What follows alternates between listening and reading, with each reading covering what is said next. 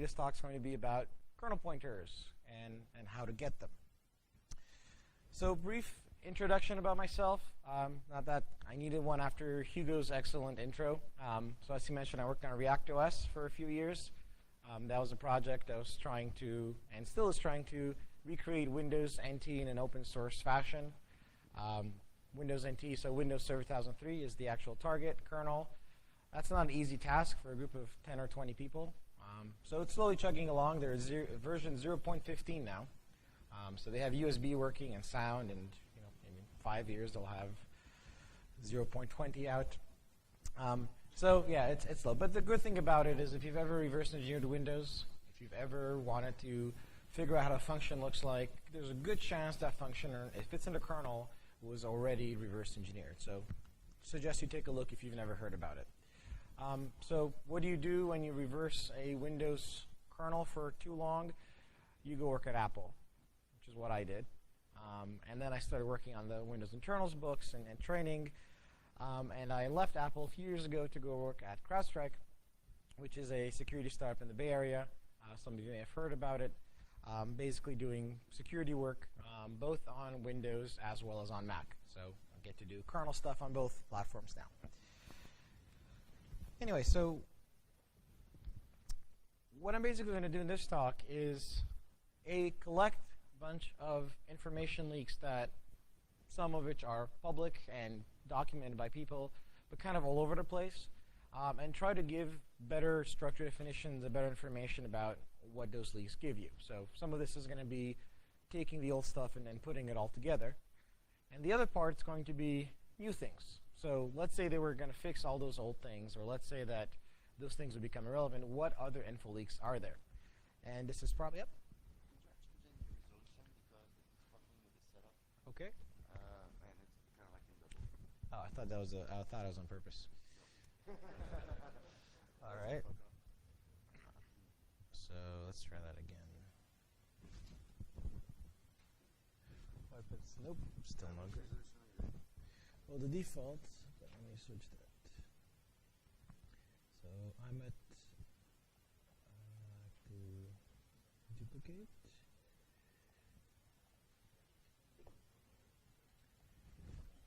Oh, there we go.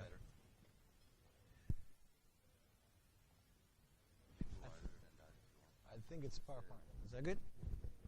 All right, let me just duplicate it. There we go.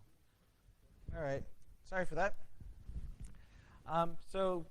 And the other part that I'm going to talk about is new APIs, other functions, other ways, memory leaks, basically going to prove how kind of futile it is to think that kernel ASLR in Windows can really do anything against a local attacker, because there's just so many ways to get things out. And also we'll talk about why there's so many and kind of what could someone do about that. So why am I doing this talk? Well, a few months ago I had a little Twitter statement that I think was I was trying to troll Spender, where I basically said, I know of no kernel ASLR info leaks whatsoever. No one has ever found any. And Spender got really mad and basically ranted for 15 pages in a really good blog post. So it was just a troll. No, actually not. The reason I wanted to give this talk was because Windows has been making a really, really good job of making ASLR in user mode better and better and better and better. Windows 8 and the new version of Windows that's coming out, they've been adding more and more randomization, entropy, protection, tricks to make it harder and harder to guess or exploit user mode applications because of ASLR. In the kernel, though, there hasn't been that level of advancement. And partially we're going to see because of AppCompat, partially because there's just so much undocumented things. And so compared to, let's say, iOS or OS X, where there's been a lot of work put in to actually try to mitigate some of these info leaks, in the kernel there's just a lot of them. I kind of wanted to put it all together just so people are aware of, here's all the things you can get for free. So some of these info leaks, some of these APIs do not need any privileges. So some of them you're going to be able to call from an unprivileged context. Others are going to be CPU instructions. Others are going to be memory regions that you can read. So a variety of these won't require any sort of privileges. So those are really good for local exploitation if you have a write what where issue. there's also going to be some of these that do require privilege or some sort of admin rights. And you might think, well, why is that useful? I'm already admin, I can load a driver. Well, Windows has a lot of protections to prevent arbitrary drivers from loading, to detect when drivers get loaded. They enforce signing. There's patch guard. On Surface, you cannot, on Windows RT, on ARM, you cannot load any drivers. And so there is some interest if you're looking at patch guard, DRM, code signing, ARM devices, to do admin to ring 0 exploitation or attacks. So the recent jailbreak for Surface is exactly that kind of example. It's a bug that only works if you're admin. No one cares about that. Microsoft didn't fix it for 2 years. But on Surface, suddenly it's a jailbreak. So there's some use to that as well. And some of the other ones I'm going to show you are not really info leaks in the sense that they give you some sort of kernel pointer that's useful for something, but they're more privacy leaks. So they'll reveal things about the system or about the user on a system that you may not know is being revealed, or as we call them these days, metadata. So there's way too much previous body of research to just put it all here. But your usual suspects, Tavis, Matthew, Drew, Tarjay, all these guys have been disparately talking about some of these things, some of them, not all of them. And their blogs and their talks are always a great resource. So let's start with the old stuff, the stuff that some of you probably already know about. NT query system information, undocumented API that gives you a whole lot of information about anything you want. In fact, it has over, I think in Windows 8, over 160 different pieces of information on the system that you can query. Each of these giving you sometimes dozens of fields about each class. Now, I say undocumented because it's an NT function, but if you actually go and search for it on the internet, you will find some documentation for it. Let's see if my internet's going to be good here. If I go and search for NT query system information, there is an MSDN page that warns you not to use it, and then they document seemingly some of the information classes. For those that don't know, this is from the settlement with the American government a few years ago, well, actually almost a decade ago now, when Microsoft was being sued for being a monopoly. And companies were arguing, look, Office has access to the source code of Windows. Office can do all these things. Other competitors to Office can't do these things because they're undocumented. And so Microsoft lost or settled. And part of the settlement was they had to document all their undocumented APIs that Office was using. But Microsoft was very sly. They documented exactly how Office was using those APIs. So one of these so they only documented the information classes that Office was using. And then look, how was Office using these? So there's information class, for example, gives you a whole bunch of information about memory look-asides or about interrupts. And they tell you this structure, this information class is useful for generating random numbers. Because Office was taking this useful structure and just hashing it into a random number. And so they tell you, you should use this for random number generation. If you actually go and read the definition they give you for the structure, they tell you this structure is an array of 24 bytes that you can use for random number generation. That's not what it is. It's just that's what Office was using it for. So it is documented, but it's basically a legal sleight of hand. So the real documentation is React.OS header files and people reversing it. So one of the information classes is system module information, or system module information EX. Now this returns a type that actually most people on the internet get wrong, or they've created it by themselves. I don't know why they don't use the real type, but the real type is RTL process module information, and this gives you the base address, timestamp, checksum, and a few other pieces of information about every loaded driver, as well as every loaded user mode image. And in Windows 8, they no longer give you the user mode images, but they do still give you the driver. So if you want to know the base address of the kernel, base address of the HAL, base address of any of those things, this API gives it to you, and you don't need to be privileged to get that. So bam, already you have useful pointers. What if you wanted kernel objects? Things like events, mutexes, processes, etc. Well, there's another class to the same function called system object information. This returns a structure called system object information, and this gives you the pointer to every object on the system, and it also gives you the pointer to the kernel process that actually created this object. So super useful, and you would get every event, semaphore, timer, session, desktop, Windows Station. There's about 47 different objects in Windows types, and you'd get all these objects. However, there's one saving grace, so to speak. The object has to have requested this information to be kept. That's called the maintain type list. And unless you either boot in debug mode, actually boot with a special debug flag that turns this on for everything, you won't get any information out of this API except for the objects that do turn this on. And so the object type object turns this on, so you can dump all the object types and all their pointers, but you won't actually get all the events, mutexes, and so on without that flag. So this one's not that bad. It still leaks all the object types, but it doesn't leak everything. On the other hand, if those objects are named and applications have handles to them, there's another API that dumps you all the handles, another class. This class gives you every single handle in every process, including the kernel process, and tells you not only the handle inside that process, but also the pointer to the object. So any thread objects that are opened, any process objects that are opened by handle, any file objects, any registry keys, events, mutexes, semaphores, and so on and so forth. If anyone has a handle to any of them, you get their pointer, and you get the handle ID as well. Now, there's actually a bug in the original information class where the handles and the PIDs were cut down to 16 bits. And so they added in Vista, the EX version, the system handle information EX, and that one gives you the full 32 bits. And that one a lot of people don't actually use, because unless you've got PIDs over 65,000, you will notice the bug, but there are actually two information classes. What if you wanted locks? Now this one's kind of useless, I find, but it's another kernel pointer leak, and this one gives you all the executive locks, which is our type of single writer, multi-reader lock in the kernel. This gives you all of those resources, and if anyone owns them, gives you the kernel pointer to the owner. So the owner could be a little bit more interesting than the resource. And again, that gives you that type called RTL process lock, which is also, you can find it in the headers. What about kernel stack addresses? Now this is a little bit more interesting. This, for example, can be used to break stack cookies. OS 7 can be used if you have any sort of stack address that you need to get from user mode. So there's another information class called system extended process information. So not system process information, but extended.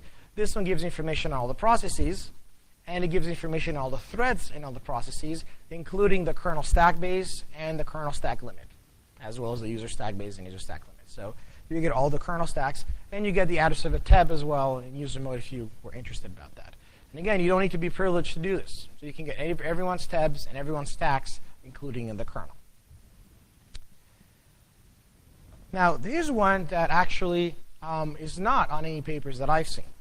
This gives you what's called the big pool information. So the Windows has a pool manager, which is the kernel mode heap. And there's been lots and lots of good papers about the heap. Whenever you allocate from the heap, as in any heap allocator, you get little chunks of memory. But if you allocate a large enough allocation that basically causes the pool header plus your pool allocation to be over a page, well, you actually use the big page allocator. So instead of trying to carve up 4 kilobytes in the heap, it actually goes in a secondary heap that's made only of big page allocations. Now, there is an undocumented information class to get all the pool allocations, but all you get is their tag. So all you're told is, here's an allocation called foobar, 120 bytes somewhere. But if you ask for the big pool information with this information class, it'll actually give you the virtual address as well, and the tag. And there are, I looked on my system, I had about 4,000 or 5,000 big pool allocations. So it's not something that's that rare. Anything that's going to be over 4 kilobytes, any file object buffer, any large packet, anything over named pipe, anything that's large that's going to go in the kernel heap, you're going to get its virtual address, and you're going to get its tag as well, which is its identifier. And Microsoft is nice enough to give you a list of all the tags in the debugger and what they're corresponding to. So you'll get access to certain kernel structures. So for example, if you know that you can fill a buffer in a kernel with your own custom data, but you had always the problem that you didn't know where this buffer was going to end up being, if you can make the buffer be a big pool buffer, then you can find the buffer by using this API. Again, don't have to be privileged. So those are some of the easy API ones that some of them everyone knew about, others perhaps not. There's also some design issues at a CPU level and some interesting decisions that give you some other kinds of leaks. So one example that's somewhat well known is segments and descriptors. So on the x86 architecture and x64 somehow we have the GDT, the global descriptor table, and the IDT, the interrupt dispatch table. The addresses of the GDT and the IDT are stored in a CPU register called the GDTR and the IDTR. And you can read that register with a CPU instruction, SGDT and SIDT, and you don't have to be privileged. So if you've got an exploit that lets you override a byte somewhere, and you want to install a call gate, you want to flip a byte and an interrupt address to make it a user mode interrupt. Now that's harder in Windows 8 with SMEP, but any kinds of those attacks, you get the address of the GDT, you get the address of the IDT. On top of that, the GDT and the IDT for processor 0 are actually allocated in the kernel module itself, so you also get an indication of where the kernel module is going to be. Although with the other API, you get the exact pointer, so it doesn't matter that much. Now you can also, on 32-bit, actually read the GDT. And the GDT has segments, and it also has basically what are called TSS, task state segments, which are another interesting structure where you have, for example, the kernel stack. So by using the NT query information thread API on your current thread, on 32-bit, you can read the entire GDT. And the reason for that is because 32-bit Windows lets you have a local GDT that's called an LDT, and you would normally use that API to read your LDT.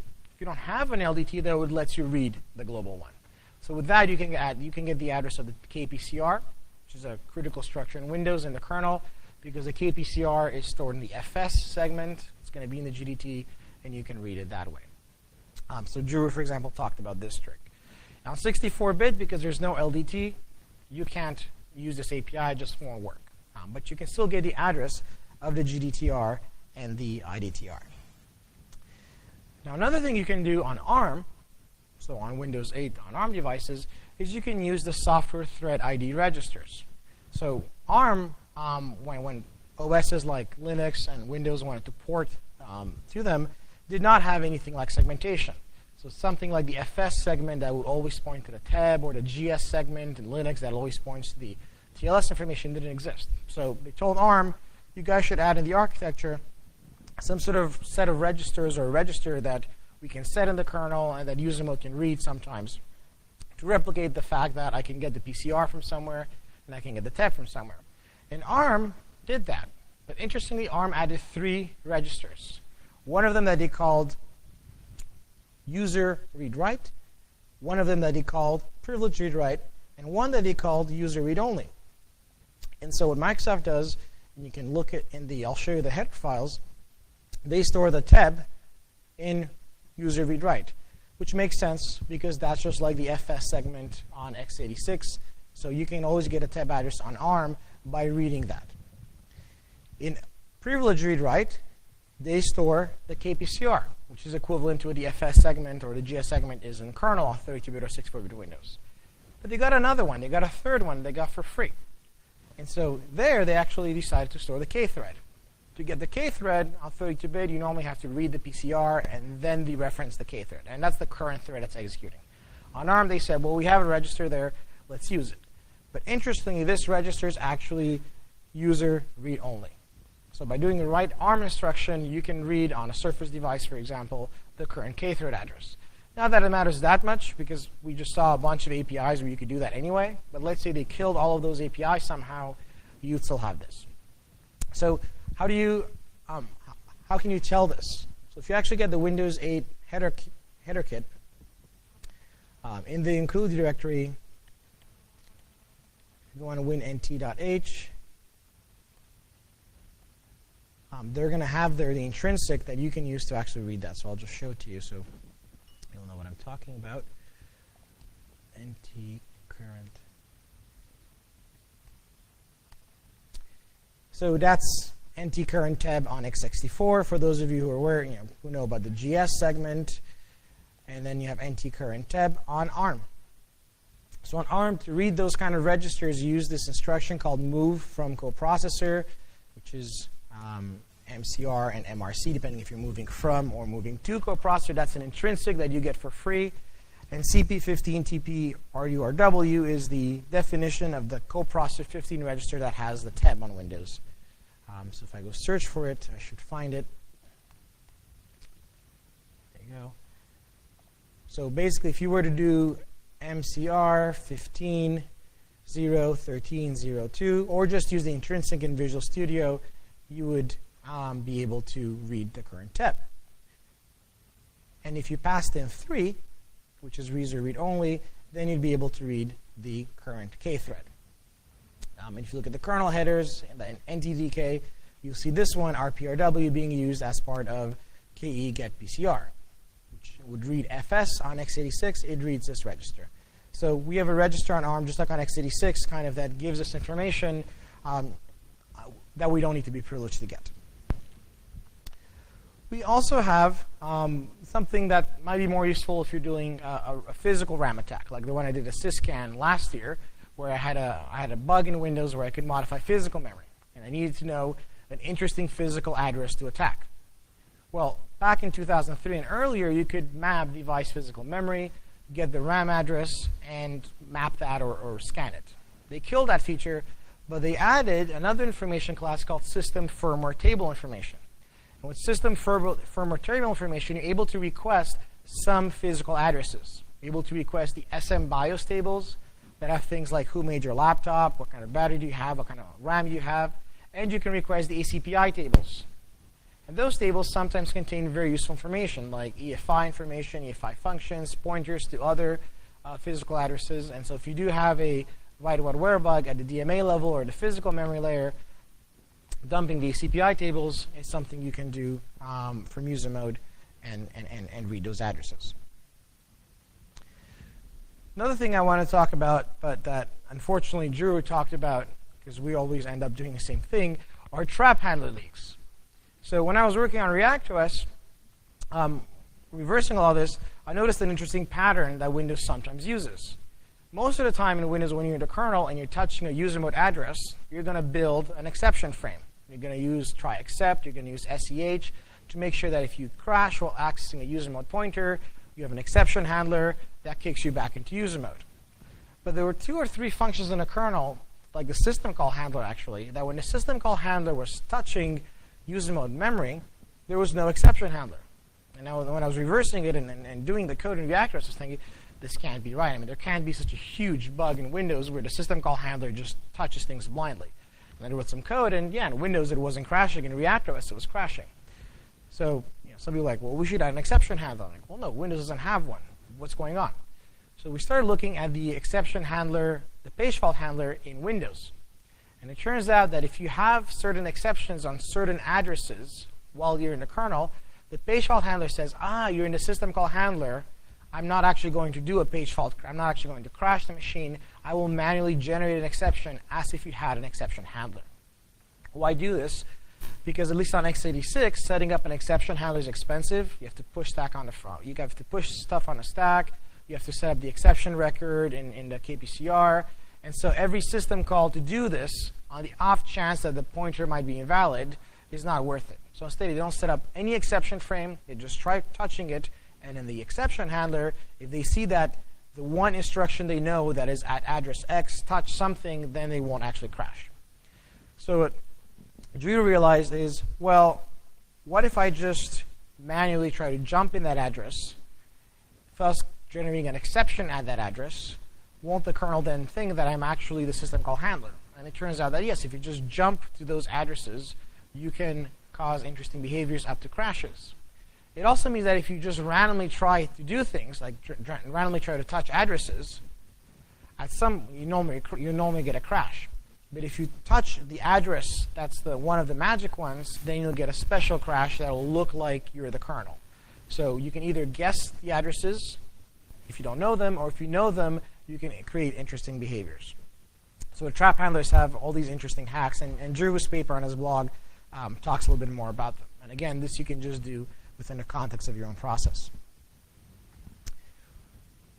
There also are a bunch of memory-based leaks, and these are mostly because of the window manager. So these are basically addresses in your address space that contain things that really they shouldn't. So Win30k.sys is the window manager. in Windows, and also the DirectX manager, the font handler, printing, all of that stuff. It has two heaps that it creates, a session heap and a desktop heap.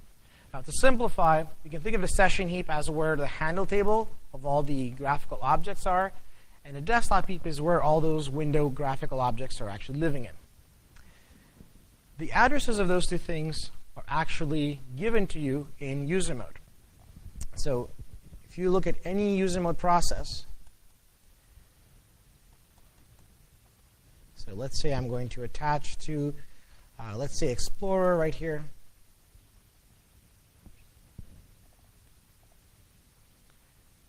Make sure I get the symbols. In user 32, there's an exported variable called gsharedInfo. And thankfully, we get the public symbols for this in Windows 7. That's called tag shared info. And so in user mode, in your process, all you have to do is load user 32, go to this variable, and you'll have this structure. And this AHE list here, that's going to be the address of the session heap, because the session heap starts with the handle entry database. But not only do you get the address in your address space, you also get this interesting field called UL shared delta. And this tells you what is the offset you have to add to your user mode address to get the kernel mode address. So if I just add those up together,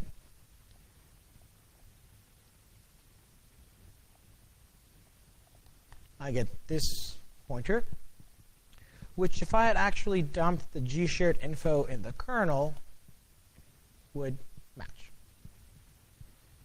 So I take a user mode pointer, I add the shared delta to it. That gives me a kernel address, which matches exactly what the kernel address really is. So I can do yes to verify. So the kernel has the same structure with the kernel pointers.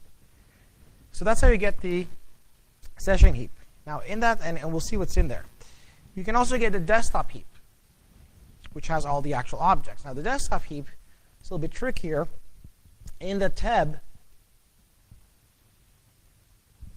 so in the thread environment block of a process, I should probably attach to something.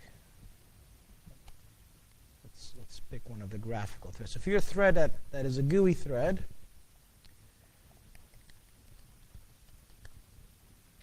in your tab at offset 800 on a 64-bit, there's this Win32 client info, which the symbols say is just an array of numbers. It's not really an array of numbers. It's actually a structure.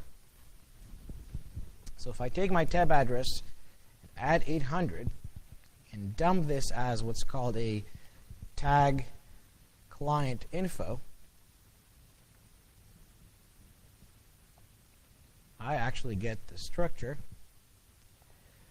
which has another UL client delta. And you'll notice this one's actually a little bit different. It's not the same client delta. This is the delta between any pointer in a desktop heap in user mode and the desktop heap in kernel mode. Now, how do I get a desktop heap? Well, right above this, there's a little pdesk info here. So if I just go ahead and dump pdesk info, which is user mode, it gives me the kernel pointer of the desktop base. And if I just subtract the desktop base from the UL client delta, that gives me the desktop heap in user mode. And also, you can note here that all these pointers are actually kernel mode pointers. So these are all objects, structures, pieces of information that are in the kernel whose pointers are being leaked to me in user mode, and not just leaked, but also mapped in user mode. So any interesting information that's in any of these structures is also mapped in user mode. And the desktop heap is shared across the whole desktop. So just to show you an example of a privacy leak, one of the things in this user mode desktop structure is a window for the shell process. So that's the window of the shell of Explorer. It's a kernel mode pointer. So let's start by dumping it in kernel mode. So I do a DT on it, and I look at its name. So there's a string here that contains a name, stir name. My stir name has buffer. So let's dump the buffer. This makes sense in the kernel program manager. Of course, compatibility, Explorer is still called program manager, just like in Windows 3.1. But watch what happens when I take this pointer and subtract the shared delta that I got from the TEB, the UL client delta from earlier. So not the one from the G shared info, but the one from the client info, this one. That gives me an address in user mode. And if I go dump this address in user mode, I also see program manager. But I could have taken any other window that belonged to any other process and had that too. So in your address space, you not only have all these nice little kernel mode pointers that map to user mode, you actually have the kernel mode pointers that are mapped for everything in your desktop. So if you're using a banking app that is nice enough to have your bank account number and its window title, or if you're working on a Visual Studio project for a top secret program you don't want to reveal the name of, anything that's in any window title is accessible by anyone else that's also on that desktop. So all the window titles are there. In fact, in the XP days, people would, because this memory was executable, people would have fun sticking window titles that were assembly code, opcodes, and then telling other windows, go run this thing, and you had a perfect executable kernel pointer and user mode pointer that you knew about. Thankfully, these days it's not executable anymore. So other than just Windows and such, if I just go back for a second here to the G shared info, you also get these other structures like the tag display info. So that's the user mode, that's the kernel mode one. Let me go back to the user mode one, although the information is really the same. And if I dump the server info in user mode, just another example of just how many things are leaky, you get things like function pointers, your functions inside Win32.sys. So all the default 32 function handlers, they're all here, and these are all kernel mode addresses. So if you want to patch something, again, any kind of exploit where you have access to a kernel address, you have function addresses, anything you want to know here. And you also have things like, again, information leaks that are more privacy leaks in the sense that you can get the time when the last event happened, so when the last mouse move or the last key press happened. You can get the current location of the cursor. So a lot of system-wide information that as a guest application you shouldn't really have access to, you can get by groveling over these structures. And there's a lot here. On top of that, the actual handle entry database, so if you start dumping the handles, the pointer I've got in red, in user mode or in kernel mode, remember it doesn't matter, they're all mapped. If I go to the next one, so that's going to be supposed to 16. You get all the handles on a system, which will give you the address of all the objects, all the windows, all the menus on a system, and you get all of their owners. With a bit of a union here. The owners are going to be either threads or processes. So you also can find all the thread addresses and all the pointer addresses on a system by simply dumping all the window objects and looking at what all their owners are. You're not going to get all the threads because some threads don't own anything, but you're going to get a lot of addresses that way. So this is really valuable for, again, giving you a whole bunch of different addresses and pieces of information. And unfortunately, on Windows 8, they took away the symbols, but the information is still there. There's one other interesting ASLR issue, which is called the HAL heap. That's something I talked about at SysCan a little bit last year. So the HAL is the kind of the platform driver for Windows.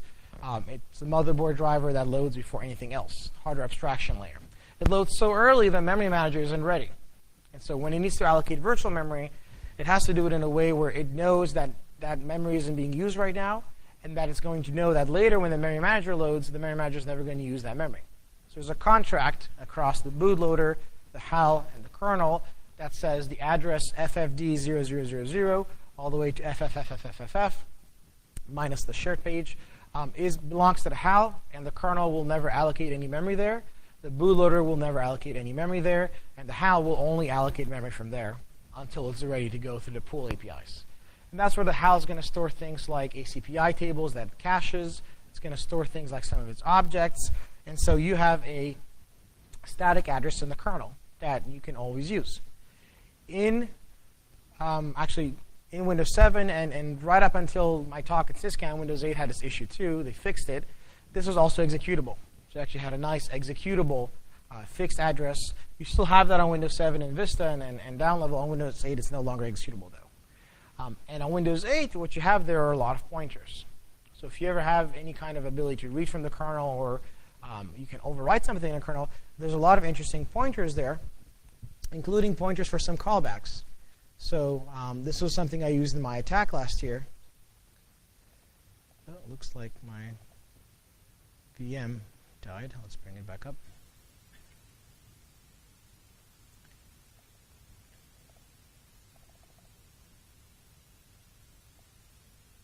I should probably disconnect from it. Oh, let's see. There we go. So if I do a dump pointers ffd 0, 0, 0, 0, 0. Let's do our relief first.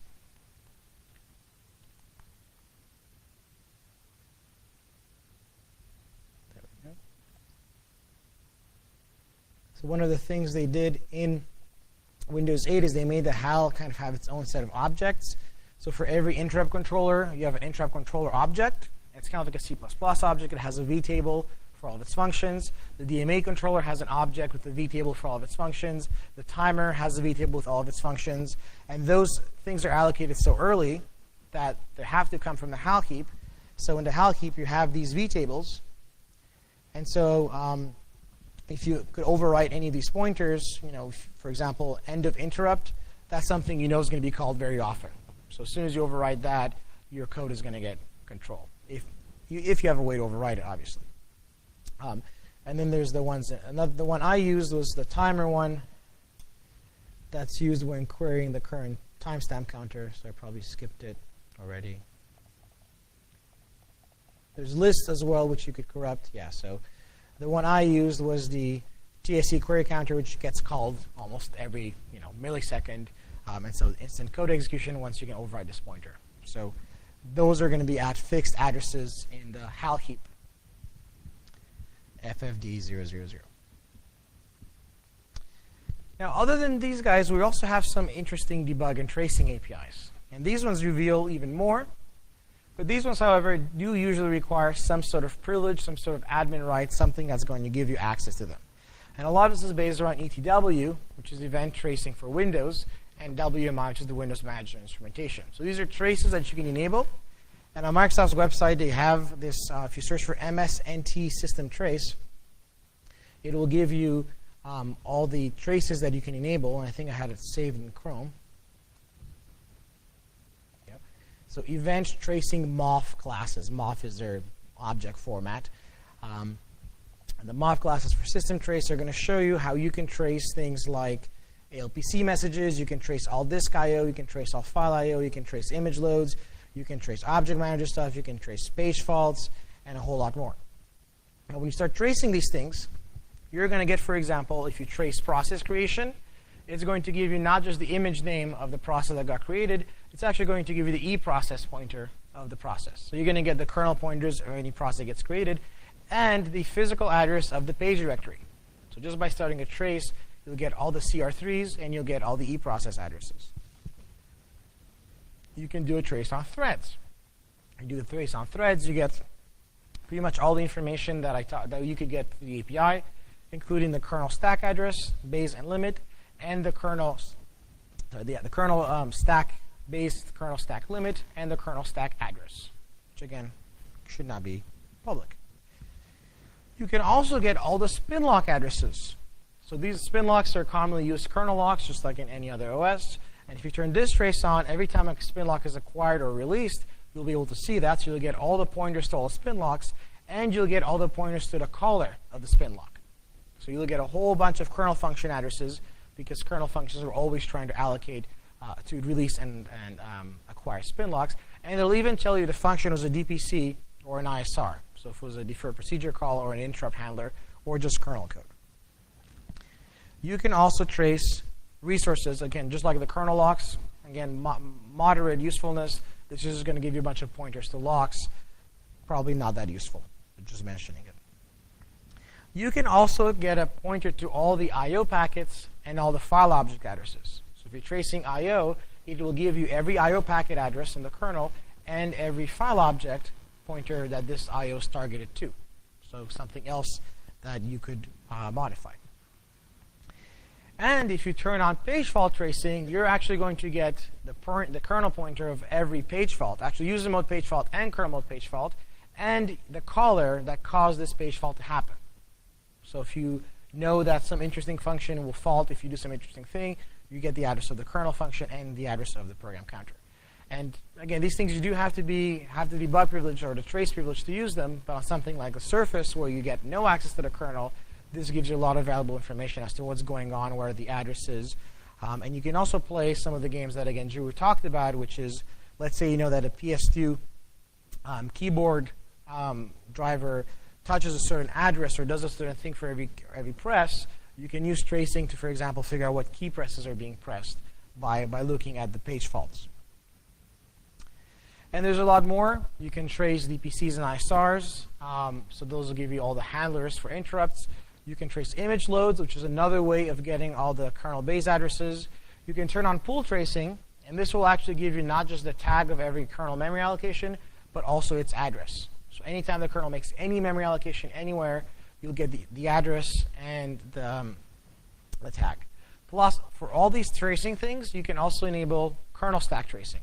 So you can actually make it so that the kernel will give you a complete stack trace of its entire everything it was doing when it allocated something and where it got allocated, which can be priceless if you're trying to do something like bypass some of the surface protections. And in Windows 8, they added some new tracing for objects. So anytime an object is duplicated, waited on, created, you'll also get the pointer of that object with these kinds of traces. Another really cool API to use is the triage dump, which is actually helpful if you're just doing development as well. So back in XP, we had this API called NT System Debug Control. And NT System Debug Control lets you basically do anything you want to the kernel. If you're admin, you had this API. You could read to the kernel anywhere, write to the kernel anywhere. You were basically God. And so they stopped doing that in 2003, and they said, well, now we have DRM, we have code signing. Now you're going to have to load a signed driver to do kernel debugging, and you have to be booted in debug mode. So when they first did that in 2003, a lot of devs were annoyed because, let's say you had a server, and a server malfunctioned, and normally you would connect the kernel debugger to see what was going on with the kernel. Well, now you had to reboot the server in debug mode. So in Vista, they added a special undocumented flag to the System Debug Control API that you can still use even if you're not in debug mode. And that's called the get triage dump, and that gives you a triage dump. So what's a triage dump? A triage dump is basically as if your machine had crashed, and it basically generates a kernel dump. So it has your PCR, your PCRB, your timers, your DPCs, except that instead of having the dump of everything, you target a triage dump to a specific process. And then you get the process pointer, the thread pointer, and the complete dump of those structures. And you get a dump of all the IOs the threads had. You get a kernel stack dump. You get an object dump. So basically, every address that was associated with the thread or the process that you targeted gives you that information in the dump. And then it calls win32k.sys, the window manager, which dumps all of the relevant window management structures and all of its global variables. So even though you're targeting on your own process, you're going to get all of win32k's global variables, which include things like the 8 last key presses, cookie information, and a whole bunch of other things that should not be dumped.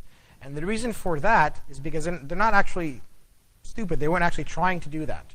But the code in win32k.sys says, oh, there's a few variables I want to add in the triage dump. But when you add stuff in a dump, a whole page gets added. So they add this little variable, they get the whole page. They add this little variable, they get the whole page. So turns out there's actually a built-in tool that exercises this undocumented API to give you a triage dump. So if you actually get the Windows debugging tools, let's see if I have a command prompt open. Let's create one. So if I go to my program files, x86, Windows kits, 8.0, debuggers, x64, there's this little KDBG control app that most people use to enable or disable debugging. But if you pass in TD for triage dump, and you give it a PID, So let's say I want to look at, I don't know, CSRSS 656. And then a file name, csrss.dump. Uh-oh. Looks like it's either dumping or freezing. Looks like it's freezing. Maybe because I have kernel debugging enabled. All right, I will reboot. Sorry for that. Demo gods were not friendly today. I'll try that again with kernel debugging disabled. Sorry. But what I was going to show you was, once that dump got loaded, I could see, I could basically start doing some kernel debugging as if I had a kernel debugger loaded. So I would be able to, I'll try with the debugger disabled, but I'd be able to look at the e-process of CSRSS, do a bang process on it, see all of its threads, look at all the e-threads, look at our kernel stack addresses, and so on and so forth. So let's see if I actually got the file at all. Nope. Okay, let's try this one more time with kernel debugging disabled. Because we'll probably try to do a breakpoint or something. All right, program files, x86, Windows skits, 8, debuggers. Oh, also, yes, I know why it froze. I did CSRSS, which controls the mouse and the keyboard. That was not a smart thing to do. All right, let's not do CSRSS. Let's do SMSS. 348 smss.dump. There we go, created. Now all I have to do is launch WinBag, open that crash dump,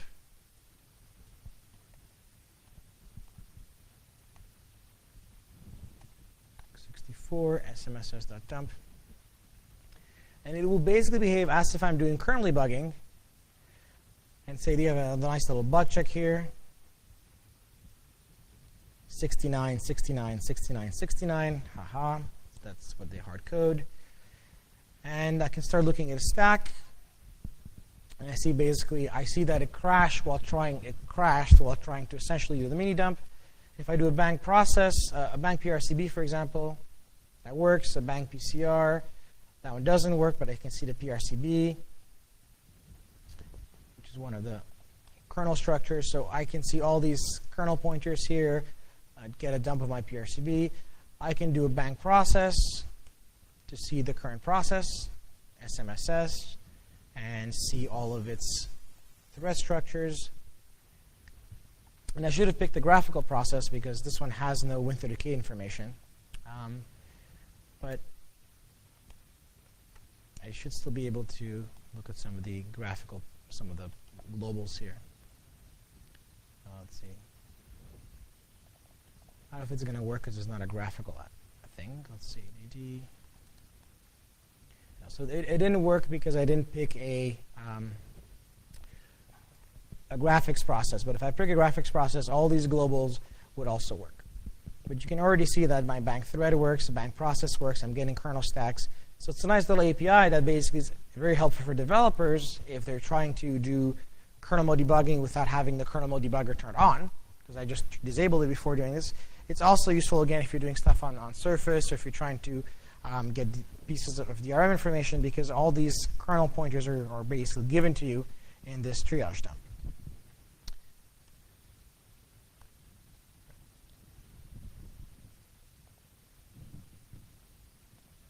All right, 21. Let's just reset this, sorry.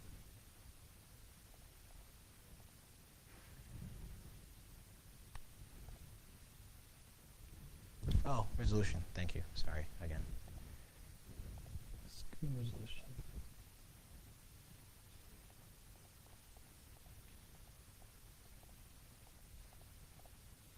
Okay.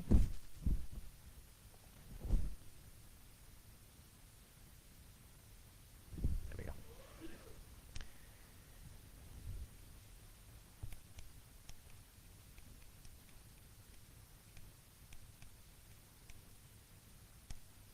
So that's your triage dump. Now, the other large set of interesting leaks are in what's called superfetch. So what's superfetch? Superfetch is basically a component inside Windows related to the Memory Manager that tracks your activity on the system. So it looks at your usage patterns. It looks at when you resume, when you stand by, when do you switch from one user to another, what do you launch, when do you launch it, and what do you do when you launch it, and what does that thing access on disk. So basically it builds a complete profile of what you're doing, what you're accessing, and all that information. So it gets access to all the file I/O, all the page faults, all the launch times, and it builds predictions using a Markov chain of what are you likely going to launch next, and when you do launch that thing, what should be the priority of the pages, so that we know how important those pages should be when we page them in, and how often should we throw them out, and how much attention should we give them. It's a really interesting thing for forensics. But the interesting thing for us is that it lives in user mode. So because it lives in user mode, that means that there must be a way for it to get all those page faults and for it to get all that useful information. And it doesn't use ETW. It doesn't use system tracing. It actually uses an undocumented API, another class in anti-query system information called system superfetch information. Now, system superfetch information actually has a bunch of subclasses inside of it.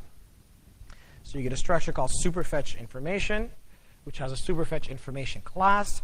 And this lets you mess with the priority of pages. It lets you get a trace from the system with all the page faults. It lets you get all the sources, aka all the process pointers. And it also lets you dump all the page databases. And there's about 12 different subclasses. There's 20 in Windows 8, so they keep adding more. And these are not very well documented, but I reversed some of these and created at some point a tool. Now, the interesting thing about it is you need a version number, which these days is 45, and you need a magic password to use them. And this is not a Harry Potter spell this time. But what you have to pass in is Chuck, C-H-U-K, which is probably the guy's name or who knows. But if you pass in Chuck as the first parameter, then it's happy. Otherwise, you get access denied. So if you tell it you're Chuck, it's all good. What can you do with this? Well, if you dump all the sources, it gives you all the process pointers yet again. So we have like a 10th way of doing that. If you ask it for the trace before superfetch does, you get all the page faults, who did them, so you get the same information as you would get from the ETW trace. But the real cool thing is you can actually ask it to dump the PFN database. So what's a PFN database? It's the database that contains information for every page in RAM, what is being used for, what its virtual address is, what pool tags associated with it. It's basically the gold mine of everything Windows knows about your RAM. So a few years ago, I wrote a tool called meminfo to dump this. And then Mark from sysinternals wrote a tool called RAMMap based on the source code that displayed all this graphically. So I just want to show you what RAMMap looks like and what you can get from this. So let's see if this works. Yep. So it actually takes a while. Not much. So this is more interesting if you're doing system administration. It'll tell you, how much memory is used for everything. Not interesting for us at this point.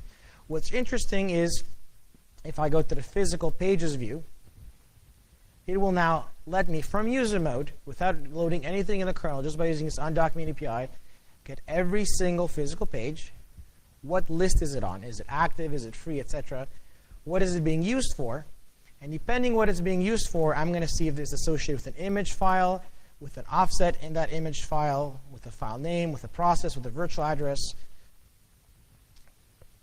and so on and so forth. So let's actually filter. So let's say I wanted to pick a process. Let's say I wanted to look at CSRSS. Well, let me make these smaller. It's going to give me every physical page that CSRSS is using and the virtual address corresponding to that physical page in CSRSS. So bam, I can do physical to virtual resolution without access to the page tables, which you would normally need in user mode. I can say, well, I know that the registry is allocated in the pool with a tag called CM25.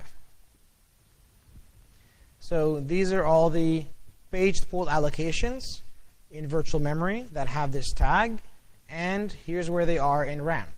So I can dump page pool allocations and non-page pool allocations as well. So these are all page pool, but if I pick the different tag, like FXLG, these are all non-page pool. So all the allocations are leaked.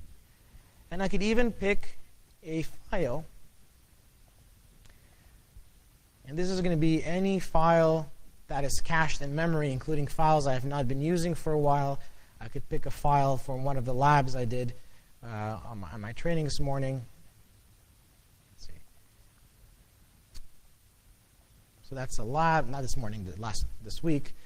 So this physical address, I have a portion of one of the labs that we did. And if you have a file, you can also go to the File Summary page, tab, pick a file from here, File Details, pick a file from here that is interesting, like a font or a DLL or anything I might want to look at, like my own presentation right now, let's say, and see not just the file in memory, but every single offset in the file on disk and where it's currently mapped in RAM. So in the other view, I can get mapped files in virtual address space, and here I can get all the mapped files in RAM. So this is both useful because if someone gets this tool on your machine, they can see files you haven't accessed for months and then get all this information and dump it. It's also neat because if we are building an attack, or if we're all trying to understand what the system is doing with things like the paged pool access, or the page access, or the process information, this gives me a lot of stuff to work with. For example, CI/CR, those are the code integrity certificates.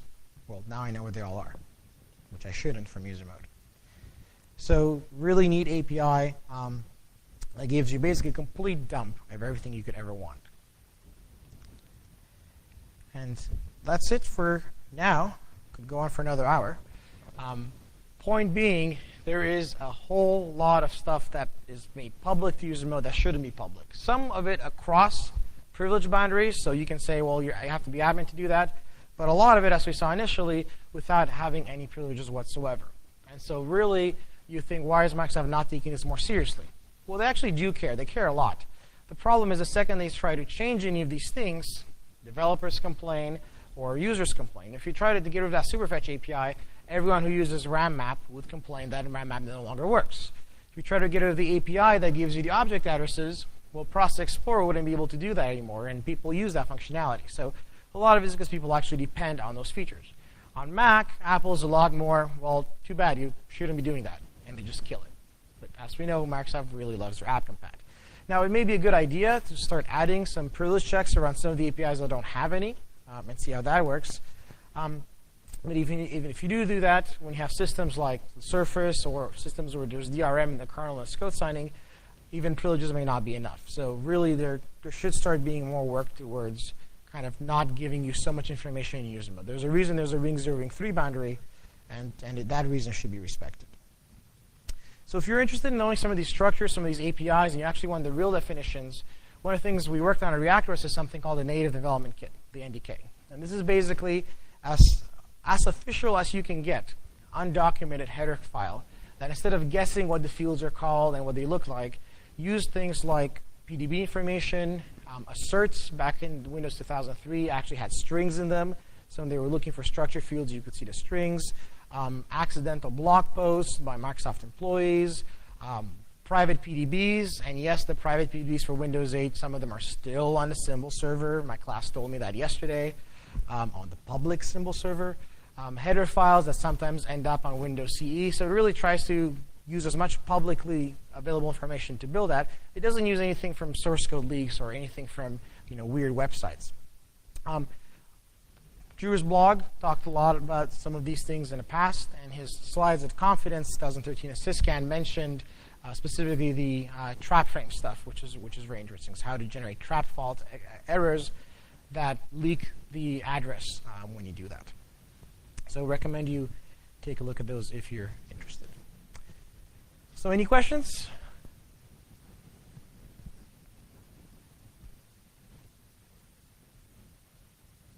I don't see hands, so I think that's good. Am I missing anyone? Yes.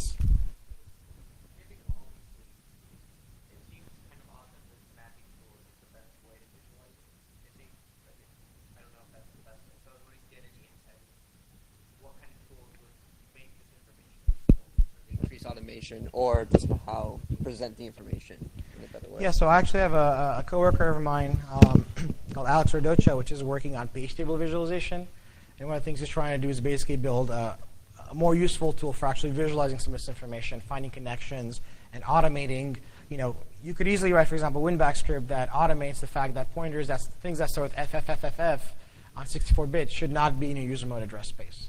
So he's working on some of that, but right now there isn't really anything other than RAM map, which it does a good enough job, but it's a list, a column based. So yeah, it could be better, and that's something I'll try to work with him to get done. Yep.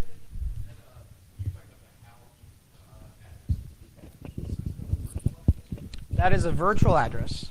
But what's nice about it, I mentioned it's a syscan, the HAL tries to allocate, because it's one of the first physical allocator on a system, it will get the first 3 physical pages on a system, and they usually have fixed physical addresses. Like on most systems, they're going to be 100, 101, 102. So there is a bit of staticity in the physical addresses as well, but the one I showed you was a virtual address. Any other questions? Yes. Do these apply on Windows Phone 8? So the Win30k.sys ones don't, because Win30k.sys on phone works a lot differently. It works by rendering directly through DirectX. The kernel, though, is the same binary. And as far as I know, having looked at Surface, which is also the ARM kernel, those undocumented APIs still exist. I need to double check Superfetch, because I don't think there's any Superfetch. But the first ones, for example, in the slide are still there. The ARM instruction to get you to K-thread is still there. So some of them do apply. Others, like Win30k.sys, don't. Superfetch, I actually don't know if they have it on phone. I imagine they don't have it because Superfetch is mainly for mechanical disks, and most phones, or all phones, don't run on mechanical drives, thankfully. Any other questions? Yep.